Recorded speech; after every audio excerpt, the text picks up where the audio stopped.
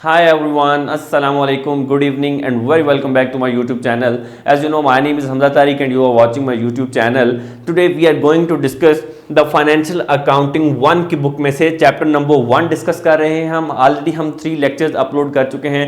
This is the lecture number 4 in which we are going to discuss the branches of accounting. What are the branches of accounting? Branches of accounting कौन कौन सी होती हैं और किस किस तरह से हम इसको नोट कर सकते हैं. ये आपके एग्जाम्स के लिए 10 मार्क्स का क्वेश्चन होगा. इसको इतनी डिटेल होगी इसके अंदर कि आप इसको अगर अपने एग्जाम में लिखना चाहें तो आप इन डिटेल इसको लिख सकते हैं. और अगर आपको 2 मार्क्स का, 3 मार्क्स का, 4, 5 किसी भी मार्क्स का क्वेश्चन आ जाता है तो आप इसको अटेम्प्ट कर सकते हैं. इतना डिटेल्ड क्वेश्चन ये होगा आपके लिए.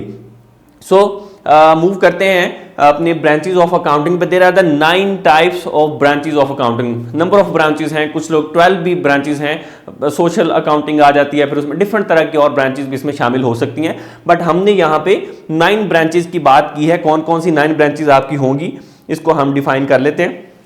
The number 1 branch of accounting is financial accounting. हमारी सबसे पहली जो ब्रांच ऑफ अकाउंटिंग होती है फाइनेंशियल अकाउंटिंग, जिसमें हम रिकॉर्डिंग, क्लासिफाइंग, समराइजिंग करते हैं और ये भी एक ब्रांच ऑफ अकाउंटिंग है. नंबर 2 है cost accounting and number 3 is managerial accounting. Number 4 is tax accounting. Use होती है, वाइडली यूज होती है. इंटरनेशनल अकाउंटिंग बड़ी वाइडली यूज होती है. फंड अकाउंटिंग भी होती है एक, एंड ऑडिटिंग अकाउंटिंग भी होती है. और फिर अकाउंटिंग इंफॉर्मेशन सिस्टम भी होता है और गवर्नमेंट अकाउंटिंग भी होती है. इसमें सोशल अकाउंटिंग भी होती है.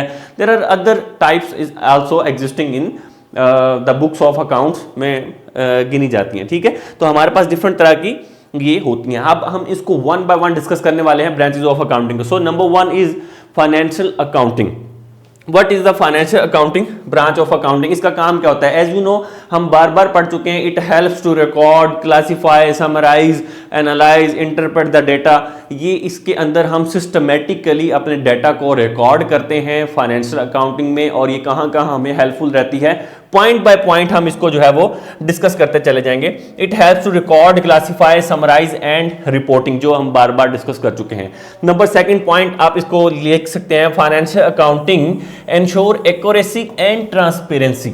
एक तो फाइनेंशियल अकाउंटिंग को जब हम रिकॉर्ड करते हैं, अकाउंटिंग यूज करते हैं, तो इसका मेजर बेनिफिट क्या है? ये ट्रांसपेरेंसी को शो करता है. जैसे हमने बताया था कि evidence in the court of law में भी यूज किया जाता है. एंड एक्यूरेसी भी होती है इसके अंदर. ठीक है, और अकाउंटिंग प्रिंसिपल्स, ये अकाउंटिंग प्रिंसिपल्स को यूज करते हुए एक्यूरेसी और ट्रांसपेरेंसी को शो करता है फाइनेंशियल अकाउंटिंग. इसलिए हम यूज करते हैं, ये यूज की जाती है. Role of financial accounting. Next हमारे पास है, what is the role of financial accounting? Financial accounting का रोल क्या? To check the financial health of an entity. किसी भी एंटिटी की, एंटिटी किसको कहते हैं बेटा? एंटिटी कहते हैं हम बिजनेस को, बिजनेस. ठीक है, कोई भी कारोबार जो है वो आपका एंटिटी कहलाता है. कोई भी फर्म है, कंपनी है, एंटिटी है, एक सेपरेट एंटिटी होती है. हम ऑलरेडी इसको फर्दर डिस्कस करते जाएंगे. Using financial statements in the company financial position. ये फाइनेंशियल स्टेटमेंट्स को यूज करते हुए हम कंपनी की फाइनेंशियल हेल्थ भी बता सकते हैं, उसकी फाइनेंशियल पोजीशन भी बता सकते हैं. वेयर वी आर स्टैंडिंग, हम लॉस में हैं, हम प्रॉफिट में हैं, कंपनी अच्छे में जा रही है या नुकसान में जा रही है, ये हम बता सकते हैं. Role of financial accounting cover हो गया है. इसकी मैंने फिर एग्जाम्पल भी लिख दी है. It's a very important example. Financial accounting कहाँ कहाँ यूज की जा सकती है. ओके, तो financial accounting preparation of the income statement बनाने में यूज की जाती है. डिटेल्स ऑर्गेनाइजेशन रेवेन्यूज एक्सपेंसेस, इसके अंदर ऑर्गेनाइजेशन के रेवेन्यूज की डिटेल होती है, एक्सपेंसेस की डिटेल होती है, प्रॉफिटेबिलिटी की डिटेल होती है. The statement is vital investment and analysis of gauge the companies operational efficiency and financial viability. Financial accounting के एग्जांपल आपको समझ आ रही होगी कि इसमें हमने इनकम स्टेटमेंट को देखा, इसमें हमने बैलेंस शीट को देखा, इसमें प्रॉफिटेबिलिटी चेक की, इसमें हमने लॉस को चेक किया, इसमें हमने अपने एसेट्स को चेक किया, फाइनेंशियल वायबिलिटी को चेक किया. तो ये सारी की सारी ये यूजेज है, समझ लें, फाइनेंशियल अकाउंटिंग का. यहाँ हम इसको यूज कर सकते हैं. नेक्स्ट हमारे पास है uses of financial accounting. Financial accounting के यूजेस भी मैंने बहुत डिटेल के साथ आपको बता दिए हैं कि कौन कौन से होते हैं. Number 1, investor decision making. Investor इसको अपने डिसीजन मेकिंग में इस्तेमाल करेगा. कहां पे करेगा? वो उसने इन्वेस्ट करना है बिजनेस के अंदर, तो फाइनेंशियल हेल्थ चेक करेगा, परफॉर्मेंस देखेगा, वो इन सारी चीजों को यूज करते हुए वो इसको यूज करेगा। ठीक है, तो डिसीजन मेकिंग करने के लिए ये हेल्पफुल रहती है। फिर क्रेडिट एनालिसिस, क्रेडिट के एनालिसिस करने के लिए बहुत सारी कंपनी जो होती हैं वो आपको क्रेडिट देती हैं, उस ऑर्गेनाइजेशन को क्रेडिट देती हैं, उधार पे पैसा देती हैं, तो वो चेक करेंगी कि इसकी सॉल्वेंसी कितनी है, इसकी एबिलिटीज कितनी है, तो वो ये कहां से चेक करेंगी? वो फाइनेंशियल स्टेटमेंट से चेक करेंगी, फाइनेंशियल हेल्थ से उसकी चेक करेंगी, क्रेडिट वर्दीनेस को चेक करेंगी बेसिकली वो कंपनी। तो क्रेडिट एनालिसिस भी किया जा सकता है इसके अंदर। नेक्स्ट हमारे पास है बेटा रेगुलेटरी कंप्लाइंस। रेगुलेटरी कंप्लाइंस का होता है कि आप मैकेनिज्म, जो प्रोसेस होता है, जो प्रोसीजर्स होते हैं, उसको आपने यूज, जैसे अकाउंटिंग स्टैंडर्ड्स हैं, रेगुलेटरी बॉडीज हैं, वो अकाउंटिंग स्टैंडर्ड्स को यूज करते हुए जब हम अपनी फाइनेंशियल स्टेटमेंट्स बनाएंगे तो उसके साथ जो है वो ये देखें, accounting standards ensures compliance with regulatory requirements and legal matters, कि आपने को लीगली जब कहीं एविडेंस के तौर पे लेके जाना है अपनी फाइनेंशियल स्टेटमेंट्स को, तो वहां पे ये हेल्पफुल रहेगा कि आपने अकाउंटिंग स्टैंडर्ड्स को यूज करते हुए अपनी फाइनेंशियल स्टेटमेंट्स को बनाया है, तो ये उसका एक यूजेज हो जाएगा।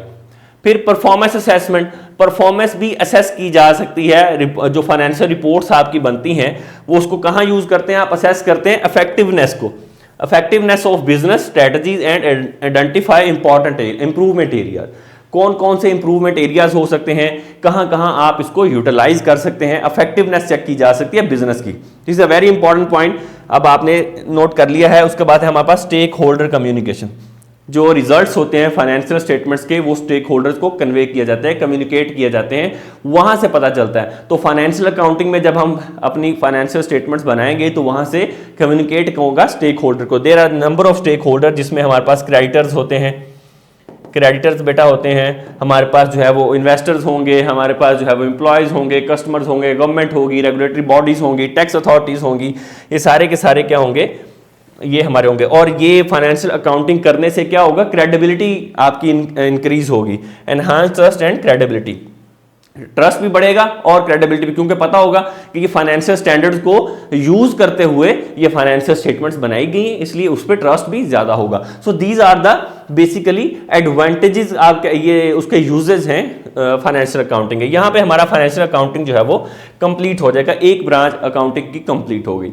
नंबर सेकंड हमारे पास है बेटा cost accounting. Cost accounting is also very important branch, जिसमें आप कॉस्ट असेसमेंट करते हैं, कॉस्ट एनालिसिस करते हैं, डिफरेंट डिपार्टमेंट्स पे, डिफरेंट प्रोडक्ट पे बनाने पे कॉस्ट कितनी लगती है, उसकी स्ट्रेटजीज डिफाइन की जाती हैं, बजट डिफाइन किया जाता है। ये सारे के सारे काम हम कहां पे कर रहे होते हैं? कॉस्ट अकाउंटिंग के अंदर कार्य होते हैं। It captures analyse and interpret the cost associated with business operations, business के साथ जितने भी ऑपरेशंस के साथ जो कॉस्ट एसोसिएट होती है उसको एनालाइज करना कॉस्ट अकाउंटिंग का काम है। सेकंड काम वो क्या करती है? Cost accounting provide detailed view of expenditures, आपको डिटेल्ड रिव्यू मिलेगा, व्यू मिलेगा एक्सपेंडिचर्स का, कि आपकी कॉस्ट कहां कहां लग रही है, किस किस प्रोडक्ट पे कितनी लग रही है, किस डिपार्टमेंट पे कितनी लग रही है, किस बिजनेस पे कितनी आपकी जो प्रोसेस है उस पर कितनी कॉस्ट लग रही है, डिटेल्ड रिव्यू आ जाएगा आपके पास। नेक्स्ट आपके पास ये किसमें हेल्पफुल रहती है? It helps to make informed decisions about budgeting, pricing strategies. ये कॉस्ट अकाउंटिंग इतनी हेल्पफुल रहती है आपके लिए बेटा कि वो आपको ये बताती है कि आपने बजट कितना बनाना है, किसी भी प्रोजेक्ट के लिए कितना बजट लगेगा, कितनी कॉस्ट आएगी। स्ट्रेटेजिक एनालिसिस कर सकते हैं अगर आपको कॉस्ट का पता हो तो, ठीक है, कि इस पे कितनी कॉस्ट लगेगी, एस्टिमेट लगाया जा सकता हो। तो ये कैसे लगेगा? ये कॉस्ट अकाउंटिंग की हेल्प के साथ आपको लगेगा। तो ये बेसिकली आपकी कॉस्ट अकाउंटिंग है। फिर हम बात करेंगे इसके role of cost accounting. Cost accounting का रोल क्या है? It helps strategic decision making, ये डिसीजन मेकिंग में हेल्प करती है। स्ट्रेटजी क्या होती है कि किसी प्रोडक्ट को बनाने की क्या स्ट्रेटजी होगी, किसी बिजनेस को, किसी ऑपरेशंस को रन करने की, इफेक्टिवली रन करने के लिए क्या स्ट्रेटजी होगी। तो जब आपको कॉस्ट का एनालिसिस हो तो फिर आपके डिसीजन मेकिंग इंप्रूव हो जाती है। नंबर सेकंड है आपके पास evaluating the efficiency and profitability of business activities. आप कॉस्ट अकाउंटिंग को यूज करते हुए बिजनेस को एवेलुएट कर सकते हैं, उसकी प्रॉफिटेबिलिटी को चेक कर सकते हैं, बिजनेस एक्टिविटीज की जो प्रॉफिटेबिलिटी है कि देखें एक ऑर्गेनाइजेशन के अंदर 5 बिजनेसेस परफॉर्म हो रहे हैं, 5 एक्टिविटीज डिफरेंट जगह पे परफॉर्म हो रही हैं, तो आप चेक कर सकते हैं किसकी जो एक्टिविटी की प्रॉफिटेबिलिटी है या इफेक्टिवनेस है वो सबसे ज्यादा है। तो ये कॉस्ट अकाउंटिंग आपको हेल्प आउट करेगी to identify the areas of cost reduction at cost centres.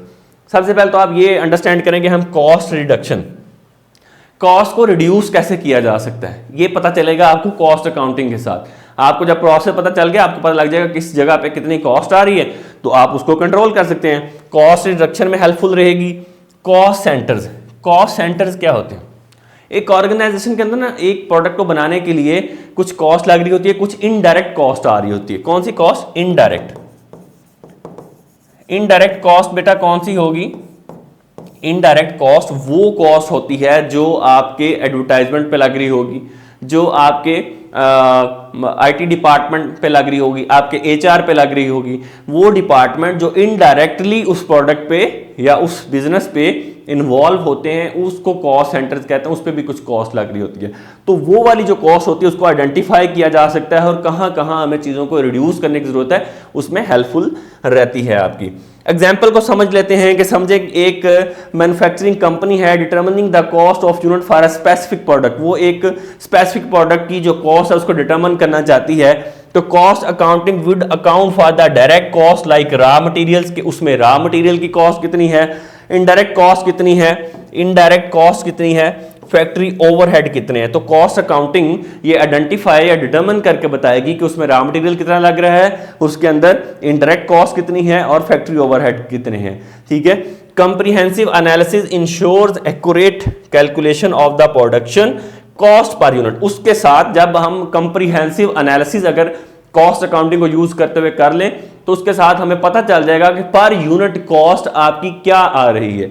ठीक है। Which is critical in setting competitive prices maximise profitability. उसका फायदा क्या होगा? उसका बेनिफिट बेटा ये होगा कि आपको पता चल जाएगा कि आपने अब जो प्रोडक्ट की प्राइस है वो कितनी सेट करनी है और उससे आपकी प्रॉफिटेबिलिटी एनहेंस हो सकती है, आप उसको इंक्रीज कर सकते हैं। समझ लगी?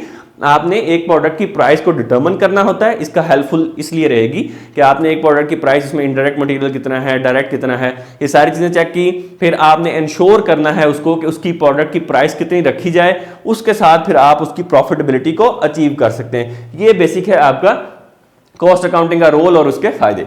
अब हम बात करेंगे uses of cost accounting. Cost accounting कहाँ कहाँ यूज की जाती है? बड़े सिंपल से बेनिफिट्स हैं इसके या यूजेस हैं, मैंने यहाँ पे लिख भी दिए हैं। बजट बनाने में हेल्प आउट होती है, बजटिंग करने के लिए। It facilitates the creation of realistic budget. आप रियलिस्टिक बजट बना सकते हैं। एक होता है एस्टिमेटेड, जब आप चीजों को एनालिसिस करेंगे तो कॉस्ट अकाउंटिंग आपको हेल्पफुल रहेगी कि आप रियलिस्टिक बजट्स बना सकें and providing detailed insight into anticipated cost. और उस पर कितनी कॉस्ट लगेगी आपकी एक प्रोडक्ट बनाने में या एक प्रोसेस से गुजरने में, एक प्रोजेक्ट पे कितनी कॉस्ट लगेगी, आपको रियलिस्टिक एनालिसिस वहां से पता चल जाते हैं। सो बजटिंग बनाने में ये हेल्पफुल रहती है कि इस दफा बजट जो है वो एक प्रोडक्ट का 5 मिलियन होगा। इस प्रोडक्ट पे या इस प्रोजेक्ट पे हम 5 मिलियन लगाएंगे, आप एस्टिमेट लगा सकते हैं कॉस्ट अकाउंटिंग से। सेकंड आपको बेनिफिट या इसका यूजेस क्या है? Pricing strategies. आपको पहले ही मैंने बता दिया कि आपको प्राइसिंग सेट करने में, एक्चुअल प्राइसिंग सेट करने में ये हेल्पफुल रहती है कि आपको एक यूनिट की कॉस्ट कितनी सेट करनी है। प्रोडक्शन कॉस्ट पर यूनिट आप निकाल सकते हैं, इसलिए भी आप इसको यूज करते हैं। फिर है परफॉर्मेंस एवेल्युएशन। परफॉर्मेंस को एवेल्युएट किया जाता है। आप डिफरेंट तरह की प्रोडक्ट्स बना रहे हो तो आपको आइडिया हो जाएगा। अच्छा, सारे प्रोसेस को जब आप एवेल्युएट करेंगे ना तो उससे आपको आइडिया होगा कि मेरे इस कॉस्ट, इस प्रोडक्ट पे इतनी कॉस्ट आ रही है, दूसरे प्रोडक्ट पे इतनी आ रही है, या मेरी इतनी एक्टिविटीज पे, हर प्रोसेस पे इतनी इतनी कॉस्ट आ रही है। तो उसको आप कट डाउन कर सकते हैं, ओवरकम कर सकते हैं, मिनिमाइज कर सकते हैं। So this is also the usages of performance evaluation. आप परफॉर्मेंस भी एवेल्युएशन कर सकते हैं। फिर आपके पास है डिसीजन मेकिंग। देखिए, डिसीजन मेकिंग के अंदर management can make inform decisions on resource allocation, कि आपको कितने रिसोर्सेज चाहिए, कितने रिसोर्सेज अवेलेबल हैं आपके पास, आपको आउटसोर्सिंग कितनी करनी है, बाहर से आपको कौन कौन सा रिसोर्स चाहिए होगा। And investment based cost accounting analysis, और आपको investment based cost accounting analysis आप कर सकते हैं। ये आपको डिसीजन मेकिंग में भी हेल्पफुल रहेगी जब आप सारी चीज़ों को वैल्यूएट करेंगे। तो कॉस्ट अकाउंटिंग यूज करते हुए लास्ट जो आपको यूजेज है वो है कॉस्ट कंट्रोल। आप कॉस्ट को कंट्रोल भी कर सकते हैं। आप आइडेंटिफाई करेंगे, मैनेज करेंगे cost effectiveness to enhance financial control and sustainability. तो जहां जहां आपको लगता है कि चीज़ों में बेहतरी आने की ज़रूरत है, चीज़ें बेटर की जा सकती हैं, वहां पे आप उसको यूटिलाइज करते हुए कॉस्ट अकाउंटिंग को आप वो कर लेंगे। और आपका जो कॉस्ट अकाउंटेंट होगा, जो इसको बना रहा होगा, इसको चेक कर रहा होगा, स्टेटमेंट्स को, कॉस्ट को, वो ये सारे फंक्शन जो है, ये सारे यूजेज जो है वो परफॉर्म कर सकता है। बजटिंग, प्राइसिंग, परफॉर्मेंस, डिसीजन, ये सारे प्रोसेस को। नेक्स्ट आपके पास थर्ड है मैनेजेरियल अकाउंटिंग। मैनेजेरियल अकाउंटिंग को हम इन अ सेंस हम ये भी कहते हैं कि मैनेजमेंट अकाउंटिंग। ये हमारे पास क्या होती है, मैनेजमेंट अकाउंटिंग, ठीक है।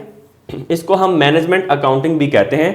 ये क्या काम करती है, मैनेजमेंट को इंटरनली बहुत सारी चीज़ों के अबाउट बता देती है, जिससे आप इफेक्टिवली डिसीजन मेकिंग कर सकते हैं या अपनी ऑर्गेनाइजेशन में, बिजनेस में इंप्रूवमेंट लेकर आ सकते हैं। It provide relevant information to the internal management. Internal management को रेलिवेंट इंफॉर्मेशन देती है अगर आप मैनेजरियल अकाउंटिंग यूज़ करेंगे। और मैनेजरियल अकाउंटिंग फोकसेस और इंटरनल प्लानिंग, ऑर्गेनाइजेशन के अंदर जो प्लानिंग करनी होती है ना, ऑर्गेनाइजेशन के अंदर प्लानिंग जो करनी है उसको आप इंटरनल प्लानिंग कहते हैं, उसमें ये हेल्पफुल रहती है, ठीक है। और it helps to control decision process within organisation. Organisation के अगर आपने डिसीजन मेकिंग प्रोसेस को इंप्रूव करना है, उसमें चीज़ें बेटर करनी है, उसके लिए ये हेल्पफुल रहती है। तो managerial accounting basically internal use of the organisation होती है। फिर रोल ऑफ मैनेजमेंट अकाउंटिंग की अगर हम बात करें, क्या रोल है, ये एक तो इंश्योर करेगी availability of timely and pertinent financial data, कि फॉरन और एक्यूरेट डेटा जो है ना वो मिले, फाइनेंशियल डेटा जो है वो ऑर्गेनाइजेशन के अंदर हो। उससे क्या होगा कि डिसीजन मेकिंग, जो रिजल्ट उसका क्या निकलेगा, इन्फॉर्म्ड डिसीजन मेकिंग होगी ऑर्गेनाइजेशन के अंदर, कि हाँ जी इस एक्टिविटी पे ये काम अचीव करना है, इस प्रोसेस पे ये वाली चीज़ होने वाली है। तो आपको क्या होगा, उसका इन्फॉर्म्ड डिसीजन मेकिंग होगी। और उसका क्या फ़ायदा होगा, ऑपरेशनल एफिशिएंसी आपकी बढ़ जाएगी एंड अचीव ऑर्गेनाइजेशनल ऑब्जेक्टिव। आप ऑर्गेनाइजेशन के ऑब्जेक्टिव भी अचीव कर लोगे और ऑपरेशनल एफिशिएंसी भी इंक्रीज हो जाएगी, ये बेनिफिट होगा। उसके बाद है हमारे पास it helps to explore cost behaviour, budgeting, forecasting, performance analysis. 4 कामों में हेल्पफुल रहेगी। आपने परफॉर्मेंस एनालिसिस करने हैं, इंटरनल अकाउंटिंग से कर सकते हैं। आपने बजटिंग करनी है, आपने फोरकास्टिंग करनी है, मतलब आपने प्रिडिक्ट करना है कि फ्यूचर में क्या होगा, फोरकास्ट करनी है चीज़ें, तो वो भी अगर आपके पास इंटरनल डाटा होगा तो आप इजीली कर सकोगे, ठीक है। और आप कॉस्ट बिहेवियर, कॉस्ट को आपने कितना मिनिमाइज करना है, कितना कट डाउन करना है, ये सारे काम आप क्या कर सकते हैं, इंटरनल मैनेजेरियल अकाउंटिंग से कर सकते हैं। This is the role of managerial accounting. Basically ये इंटरनली यूज होती है और इन पर्पजेज के लिए यूज होती है। एग्जाम्पल को अगर हम मैं अंडरस्टैंड करूं को व्हाट इज एग्जाम्पल, हम इसको पढ़ते हैं। Consider a manufacturing company using a managerial accounting. एक कंपनी है जो मैनेजेरियल अकाउंटिंग को यूज कर रही है, मैन्युफैक्चरिंग कंपनी है, ठीक है, चीजें बनाती है, सर्विसेज इंडस्ट्री नहीं। To assess the cost effectiveness of different production processes, वो ये टेस्ट करना चाहती है, असेस करना चाहती है cost effectiveness of different production, जो प्रोडक्शन के जो प्रोसेसेस हैं उस पे कॉस्ट किस पे सबसे ज़्यादा कम लग रही है, कॉस्ट इफेक्टिवनेस कहाँ पे है। तो मैनेजर्स क्या करेंगे, may analyse the cost associated with various methods.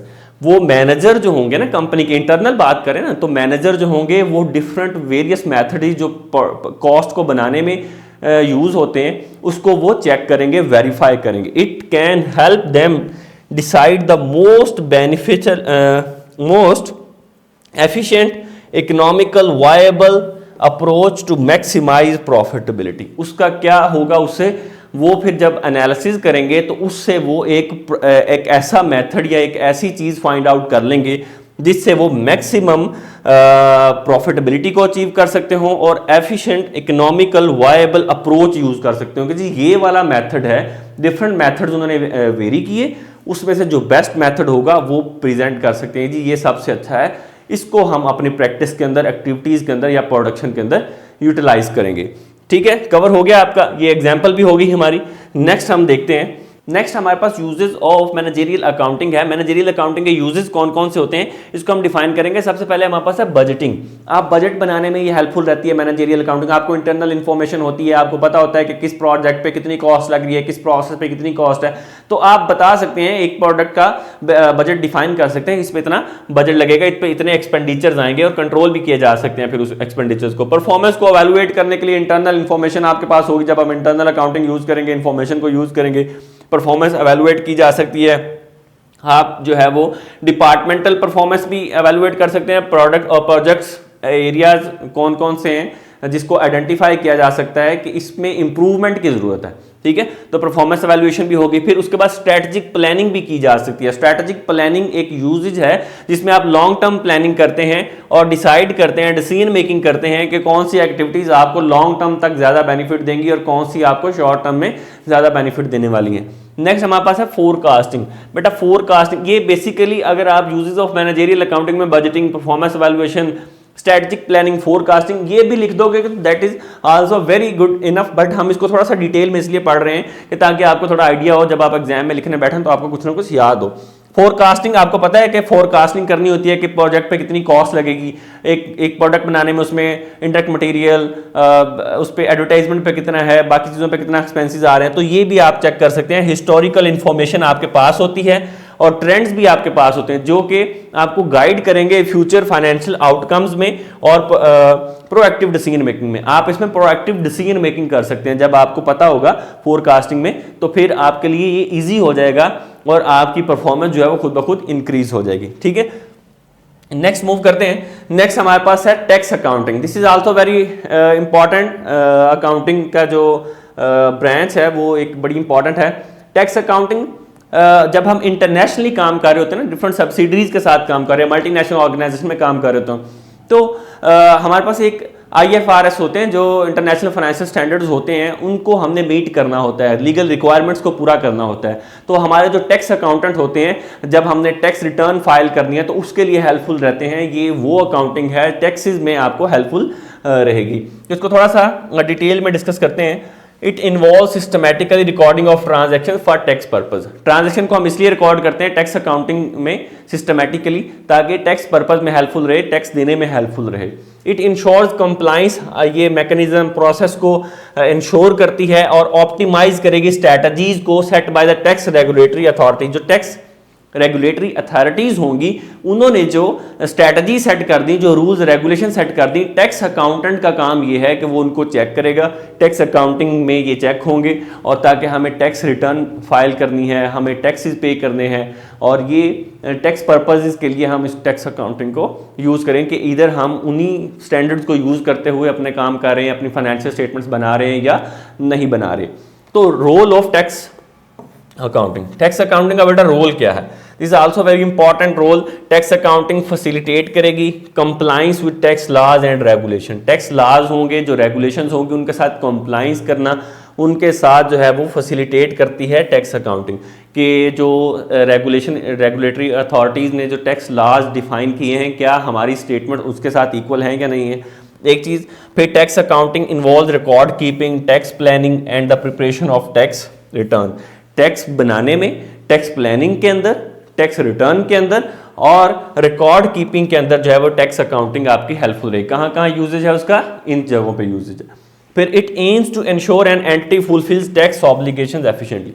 Tax accounting ये भी इंश्योर करेगी कि जो टैक्स है वो प्रॉपरली दे दिया गया है, प्रॉपरली इंश्योर हो गया है, उसमें एफिशिएंसी के साथ इंश्योर हुआ है, जिस तरह से देना चाहिए था, कोई उसमें फ्रॉड कोई चीज़ तो नहीं है, वो इसमें इंश्योर की जाती है। ठीक है, हम एक एग्जांपल को कंसीडर करते हैं। एक सब्सिडरी है, एक मल्टीनेशनल ऑर्गेनाइजेशन है, consider a multinational corporation operating in multiple jurisdiction, different जगहों पे वो काम कर रही है। Tax accountants would navigate the varied international tax laws to optimise the company structure to minimise the tax liability legally. तो जो टैक्स अकाउंटेंट होंगे वो डिफरेंट जगह पे जो सब्सिडीज काम कर रही हैं वहाँ पे टैक्स रेगुलेटरी अथॉरिटीज को चेक करेंगे, टैक्स लॉज को चेक करेंगे और ये कोशिश करेंगे कि कंपनी का जो टैक्स है वो मिनिमम से मिनिमम वो रख सकें और उसको पे भी किया जा सके। They would also involve in calculating filing taxes in jurisdiction where the company operate. जहाँ जहाँ कंपनी काम कर रही होगी वहाँ पे उस ज्यूरिसडिक्शन के अंदर वो टैक्स को पे भी करेंगे, उसको फाइल भी करेंगे। ठीक है, तो ये जो है वो बेसिकली टैक्स अकाउंटिंग का काम होगा, टैक्स अकाउंटेंट का काम होगा। वो जितनी भी ज्यूरिसडिक्शन में कंपनी काम कर रही है उसका टैक्स फाइल करना है, रेगुलेटरी रूल्स एंड रेगुलेशन जो वहाँ पे वर्क कर रहे हैं उसके साथ अपनी स्टेटमेंट्स को कंबाइन करना है, कंप्लाइंस करना है। ठीक है, तो नेक्स्ट हमारे पास है uses of accounting, uses of tax accounting. Tax accounting के क्या क्या यूजेस हैं? टैक्स प्लानिंग के अंदर हेल्पफुल रहती है, टैक्स को आपने प्लान करना है। इट हेल्प्स स्ट्रक्चर बनाने में, फाइनेंशियल ट्रांजैक्शन को, minimise the tax liability while maintaining compliance, आप अपनी ट्रांजैक्शंस को इस तरह से रिकॉर्ड करेंगे कि आपको टैक्स कम से कम पे करना पड़े, सिस्टमेटिकली ऐसे रिकॉर्ड करना है। और ये किसका काम है? ये टैक्स अकाउंटेंट का काम है। तो इसको आप क्या कहेंगे? टैक्स प्लानिंग कहेंगे, कि आपने अपनी ट्रांजैक्शन को ऐसे रिकॉर्ड करना है कि टैक्स मिनिमम से मिनिमम हो। ये ऑडिट में सपोर्ट करेगी आपको, जब आप ऑडिट करेंगे कंपनी का, तो ये टैक्स, ये वहां पे जो टैक्स डॉक्यूमेंट्स होंगे वो प्रोवाइड करेंगे, ठीक है, टैक्स ऑडिटिंग जो है। तो ऑडिट्स में verify compliance and address inquiries, और वहाँ पे जो ऑडिट के अंदर जो इंक्वायरीज होंगी या क्वेश्चंस होंगे उसको सेटिस्फाई करेंगे टैक्स अकाउंटेंट।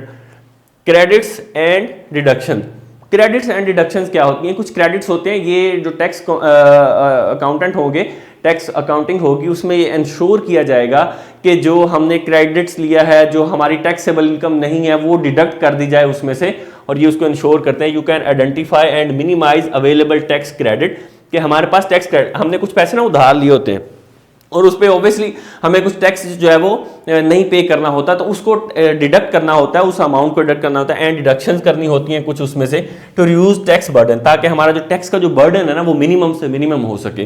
तो इस पर्पज के लिए हम टैक्स अकाउंटिंग यूज करेंगे। फिर international taxation, it allows you to navigate the complexities of cross border transactions and international laws of multinational corporation. तो इंटरनेशनल टैक्सेशन में भी ये हेल्पफुल करती है कि डिफरेंट जगह पे जब कंपनी काम कर रही होती है तो वहाँ के जो रूल्स रेगुलेशंस हैं उसको कंप्लाइंस किया जा सके, उन रूल्स के साथ नेविगेट किया जा सके, कम्प्लेक्सिटीज़ को हल किया जा सके, और वहाँ पे भी टैक्सेस को जो है वो किया जा सके, और एज इट इज़ आपके पास सारी सब्सिडरीज में इक्वली वो काम कर रहे हों आपकी कंप्लाइंसेस, ठीक है, आपके जो टैक्स अथॉरिटीज़ हैं, ठीक है।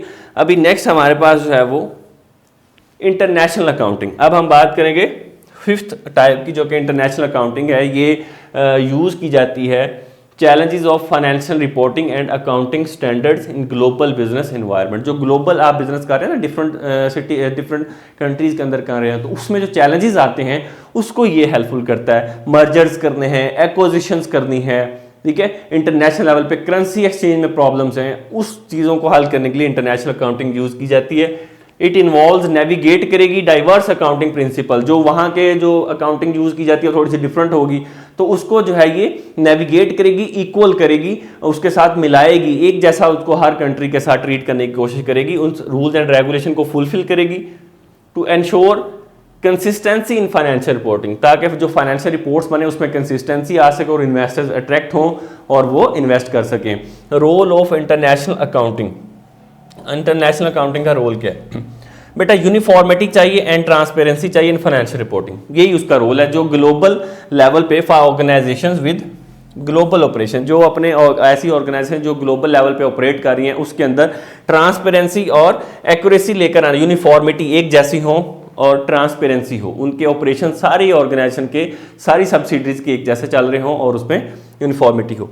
It promotes cross border investments, खुद ही से समझ आ जाना चाहिए कि जो क्रॉस बॉर्डर इन्वेस्टमेंट्स है, जो डिफरेंट जुरिस्डिक्शन के अंदर आपकी ऑर्गेनाइजेशन है, सब्सिडरी है, उसमें ये प्रमोट करती है कि इन्वेस्टमेंट जो जितने भी स्टेक होल्डर्स हैं वो अट्रैक्ट होंगे आपके इंटरनेशनल, अगर आप अकाउंटिंग यूज़ करते हैं, आप अपने स्टैंडर्ड्स को, रेगुलेटरीज को मेंटेन रखते हैं, उस के अकॉर्डिंग आपकी फाइनेंशियल स्टेटमेंट्स एक्यूरेट रहती हैं, तो ये ऑटोमेटिकली आपके पास आ जाएगा।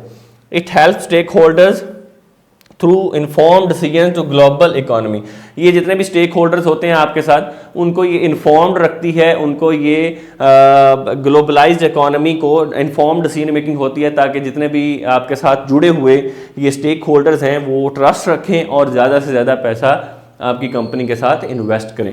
दिस इज़ आल्सो उसका इंपॉर्टेंट पॉइंट है इंटरनेशनल अकाउंटिंग का। एक एग्जाम्पल कंसिडर करते हैं, एक मल्टीनेशनल कंपनी है with subsidies in different countries, उसकी डिफरेंट जगह पे सब्सिडीज हैं। International accountant would reconcile financial statements को रिकनसाइल करेगा, accounting methods and currency convergence to create consolidated financial reports. तो इंटरनेशनल अकाउंटेंट का काम क्या होगा कि वो वहाँ पे फाइनेंशियल स्टेटमेंट्स को रिकनसाइल करेगा, अकाउंटिंग मेथड्स को यूज़ करेगा एंड करेंसी कन्वर्जेंस को यूज़ करते हुए to create consolidated financial reports. तो ऐसी रिपोर्ट्स बनाएगा जो कि अट्रैक्ट करें कस्टमर्स को, जो कि अट्रैक्ट करें स्टेक होल्डर्स को, और वो रूल्स एंड रेगुलेशंस के अकॉर्डिंग होनी चाहिए।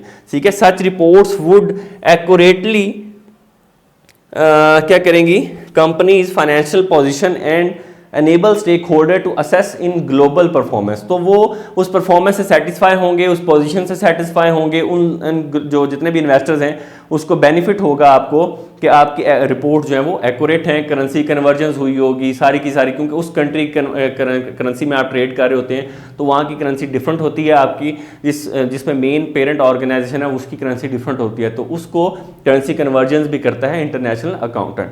तो आई एम वेरी होपफुल कि आपको समझ आ गई होगी कि इंटरनेशनल अकाउंटिंग का क्या रोल है।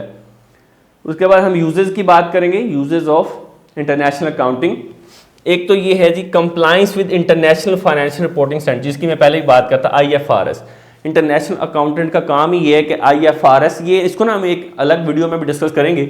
इंटरनेशनल फाइनेंशियल रिपोर्टिंग स्टैंडर्ड्स होते हैं जो कि पूरी दुनिया के अंदर जो अकाउंटिंग के रूल्स एंड रेगुलेशन यूज किए जाते हैं उसके साथ कंप्लाइंस करना है आपकी ऑर्गेनाइजेशन जहां जहां भी हो सब्सिडरी। फिर करेंसी कन्वर्जेंस में हेल्पफुल रहती है, cross border mergers and acquisition, ये इसलिए भी हेल्पफुल रहती है इंटरनेशनल अकाउंटिंग, मैंने आपको पहले बताया था कि मर्जर्स करने हैं, एक्विजिशन करनी है, अक्वायर करना है आपने कंपनी को, तो you can assess and align financial reporting practices while integrating companies from different jurisdiction.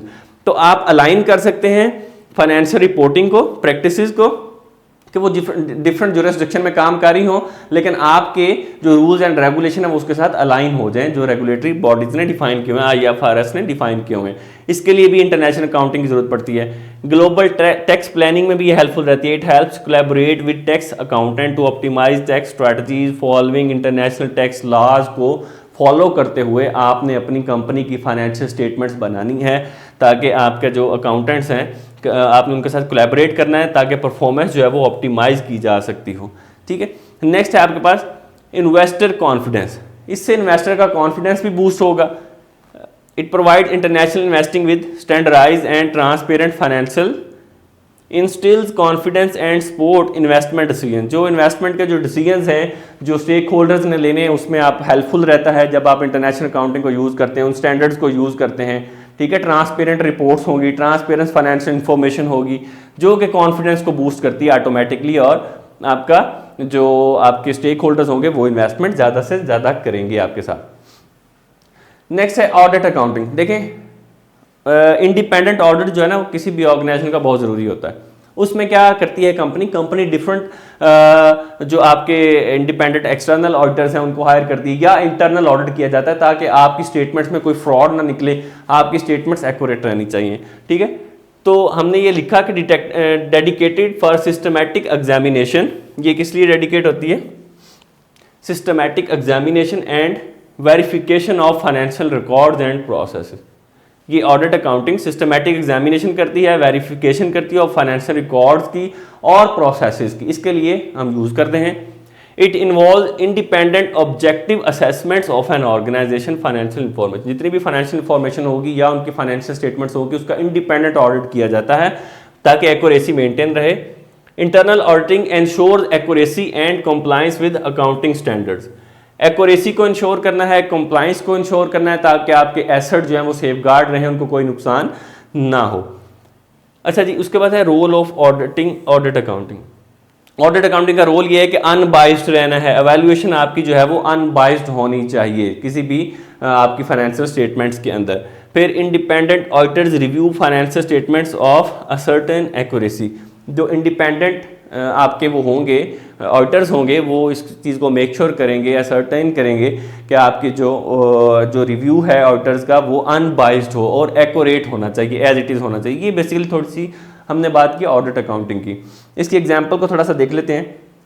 Consider an external audit of public traded company for financial statements. External auditors would thoroughly examine the company's financial records and verify the accuracy of reported financial information. The audit reports provide stakeholder with assurance regarding the reliable of the financial statements. तो क्या हुआ, audit accounting कहाँ पे use हुई कि वो reliability को check करने के लिए यूज़ हुई कि किसी भी कंपनी की कितनी फाइनेंशियल स्ट्रेंथ है और वो एक्यूरेट है। इससे इन्वेस्टर का कॉन्फिडेंस भी बूस्ट होगा और ये सारी प्रॉब्लम्स जो हैं वो आपकी ख़त्म हो जाएंगी। नेक्स्ट इसके यूजेस हैं, यूजेस की बात करते हैं तो आपके पास है financial statements assurance. Financial statement की एश्योरेंस मिल जाती है कि आपके फाइनेंशियल स्टेटमेंट में कोई मसला नहीं है, अनबाइज्ड हैं, क्लियर है सारी की सारी। इंटरनल अकाउंटिंग एवेल्युएशन, आप इंटरनली अकाउंटिंग को एवेल्युएशन करने से आपको ऑर्गेनाइजेशन की परफॉर्मेंस का भी पता चल जाता है, आपको आइडिया हो जाता है कि आप कहाँ पे स्टैंड कर रहे हैं, फ्रॉड तो नहीं है कोई, और डिटेक्ट करने में फ्रॉड को भी ये हेल्पफुल रहती है। Compliance verification, compliance ensures adherence to industry standards and accounting principles. ये भी एक चीज़ है जिससे आप फाइनेंशियल अकाउंटिंग से आइडिया हो जाता है कि आपकी जो फाइनेंशियल अकाउंटिंग्स हैं वो अकाउंटिंग स्टैंडर्ड्स को मीट कर रही हैं या नहीं कर रही, कंप्लाइंस है उसके साथ नहीं। रिस्क असेसमेंट, जब आप ये चीज़ एवेलुएट करेंगे, ऑडिट करेंगे, तो आपका जो फाइनेंशियल रिस्क होगा ना वो भी खत्म हो जाएगा। And management to implement integrating strategies, और आप नई स्ट्रैटेजीज भी वहाँ पे इम्प्लीमेंट कर सकेंगे। फ्रॉड डिटेक्शन, फ्रॉड डिटेक्शन में भी ये हेल्पफुल रहता है। जब भी आपको पता है कि कोई भी ऑडिटिंग आप करते हैं तो उसका पर्पज़ ये होता है कि इंटरनली अगर कोई भी फ्रॉड हो रहा है तो उसको डिटेक्ट किया जा सके। लास्ट हमारे पास है गवर्नमेंट अकाउंटिंग। गवर्नमेंट अकाउंटिंग इसलिए यूज़ की जाती है कि गवर्नमेंट के जो टैक्सेस से रेवेन्यू जनरेट करती है और वो पब्लिक फंड होता है और उसको वो गवर्नमेंट एक्सपेंडिचर्स पे या एक्टिविटीज़ पे या प्रोजेक्ट्स पे इन्वेस्ट करती है, उसका प्रॉपर रिकॉर्ड रखा जा सके। इसलिए हम गवर्नमेंट अकाउंटिंग को बेटा यूज़ करते हैं। Government accounting focuses on public sector entities, ये पब्लिक सेक्टर एंटिटीज़ पे होती है, और it involve application of accounting principles, track and manage public fund. इसमें पब्लिक फंड्स को मैनेज किया जाता है। गवर्नमेंट अकाउंटिंग ये इंश्योर करेगी कि उसके अंदर ट्रांसपेरेंसी है, अकाउंटेबिलिटी होनी चाहिए, कंप्लाइंस होना चाहिए with legal regulatory frameworks, governing government financial activities, जो गवर्नमेंट की फाइनेंशियल एक्टिविटीज़ रन करने में हेल्पफुल रहती हैं, गवर्न करते हैं, उसके अंदर ये सारे बेनिफिट्स होने चाहिए। अकाउंटेबिलिटी हो रही है कि नहीं, ट्रांसपेरेंसी है कि नहीं, कंप्लाइंस है विद लीगल रेगुलेशंस के साथ कि नहीं है, जो पब्लिक का फंड है वो सही से यूटिलाइज हो रहा है या नहीं हो रहा है, ये गवर्नमेंट अकाउंटिंग में किया जाता है। रोल ऑफ गवर्नमेंट अकाउंटिंग क्या है बेटा? Government accountants ensure public funds, वो public funds are use ethically and follow established regulation, कि जहाँ जहाँ पैसा लगना चाहिए था वो एथिकली यूज़ हो रहा है, उसमें कोई फ्रॉड तो डिटेक्ट नहीं हो रहा, ये गवर्नमेंट अकाउंटिंग में हम करते हैं। और क्या करेंगे इसमें हम structured system for managing public fund, हम एक ऐसा स्ट्रक्चर्ड बनाएंगे गवर्नमेंट अकाउंटिंग के अंदर कि जो पब्लिक फंड्स को बेहतर तरीके से यूटिलाइज कर सके। नेक्स्ट हमारे पास है uses of government accounting. Government accounting को कहाँ कहाँ यूज़ किया जा सकता है? एक तो बजटिंग एंड अप्रोप्रिएशन में किया जा सकता है यूज़, फिर फाइनेंशियल रिपोर्टिंग में किया जा सकता है यूज़, फिर हमारे पास है कंप्लायंस विद लॉज। ये ना मैंने आपको पहले पढ़ा दिया, compliance with laws and regulation, जितनी भी सारी चीज़ें हैं ना ये हमने डिस्कस की हैं, उसमें सारों में कंप्लायंस विद लॉज रेगुलेशंस होना ही चाहिए, ठीक है? तो ये इसमें आपने टेंशन नहीं लेनी। परफॉर्मेंस मेजरमेंट में भी आपको हेल्पफुल रहेगी गवर्नमेंट अकाउंटिंग की परफॉर्मेंस, कि सही पैसा यूटिलाइज हुआ, उन अदारों पे लगा जहाँ जहाँ लगना चाहिए था, जहाँ जहाँ का फंड था वहाँ वहाँ लगा कि नहीं लगा, उनकी फिर फाइनेंशियल जो स्टेटमेंट्स होंगे उसके भी आपने एनालिसिस करने हैं।